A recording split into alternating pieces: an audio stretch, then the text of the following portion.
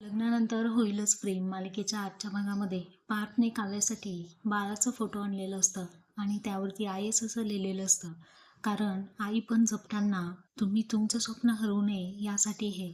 आणि पार्थ म्हणतो की मला पहिला मुलगाच हवा आहे, कारण मिनी काव्य आली तर मी तुमच्यावर जास्त प्रेम करणारा तिच्यावरती करेल, तर मला ते नको आहे.